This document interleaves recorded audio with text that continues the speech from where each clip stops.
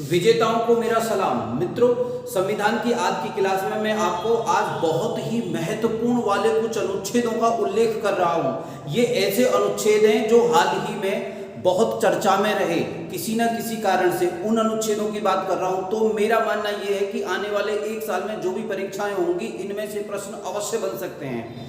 तो पहला अनुच्छेद देखिए, ऊपर लिखा है अनुच्छेद 340। यहां पर शायद देखने में आपको दिक्कत हो तो अनुच्छेद 340 है, ये अनुच्छेद 340। इसमें राष्ट्रपति को यह अधिकार दिया गया है कि राष्ट्रपति एक आयोग का गठन करेंगे जो भारत में एससी एसटी की दशा के बारे में जानकारी सरकार को देगा। एससी एसटी की दशा, स्थिति, उनकी स्थिति क्या है, विकास का स्तर क्या है उनका, इसके बारे में जानकारी राष्ट्रपति को देगा।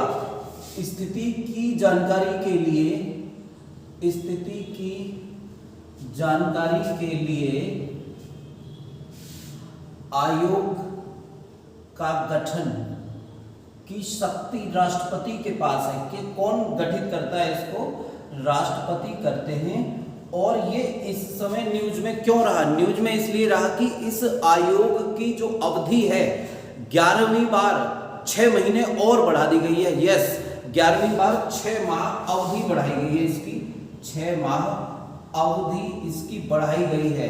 ये राष्ट्रपति को अवधि बढ़ाई गई है। ये राष्ट्रपति को एससी एसटी की स्थिति के बारे में राष्ट्रपति को जानकारी देगा। एक अनुच्छेद पूरा हो गया। ऐसा अनुच्छेद गठित करने का राष्ट्रपति को अधिकार देता है अनुच्छेद 340। अनुच्छेद 338, यहां पर अनुच्छेद 338, यहां पे इसमें दिया गया है कि राष्ट्रपति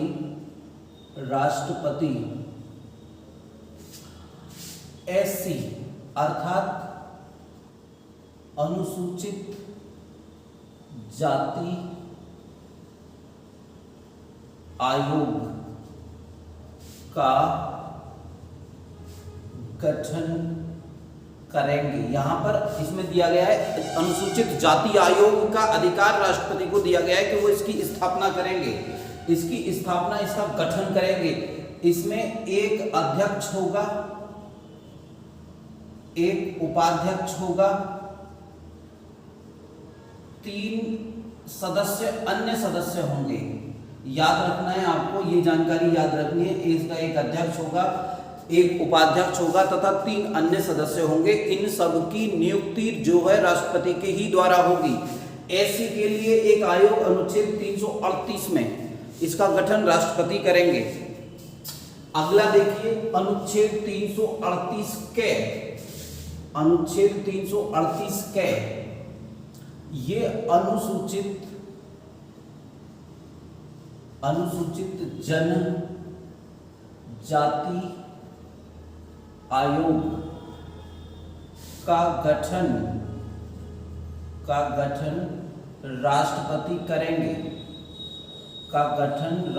करेंगे। वो अनुसूचित जनजाति एसटी शेड्यूल्ड ट्राइब्स के लिए एक आयोग का गठन करेंगे भारत में राष्ट्रपति। उसका एक अध्यक्ष होगा।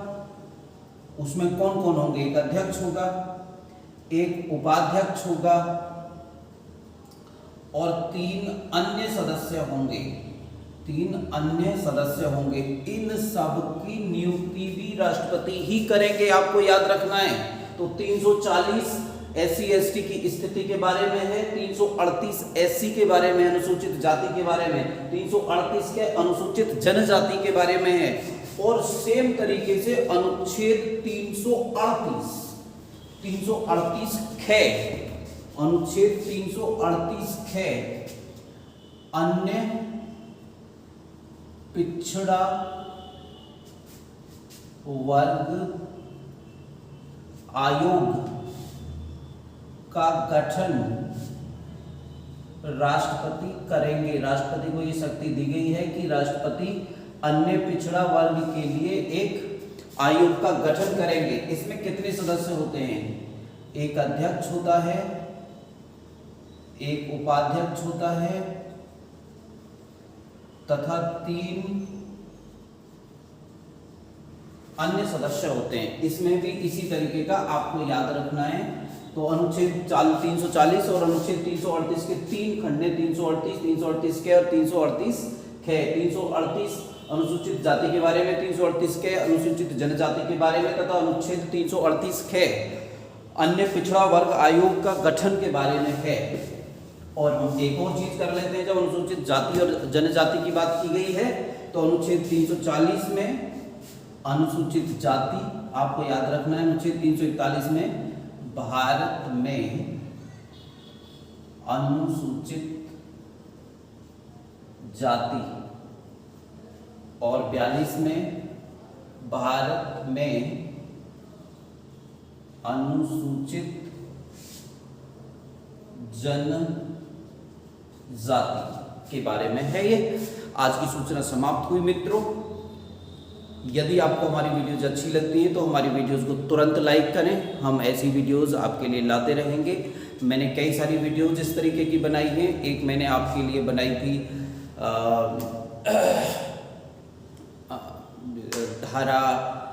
कई सारी धाराओं के विषय में मैंने वीडियोस बनाई हैं। आप हमारी चेकलिस्ट देख लीजिएगा जाकर। आज की क्लास खत्म होती है।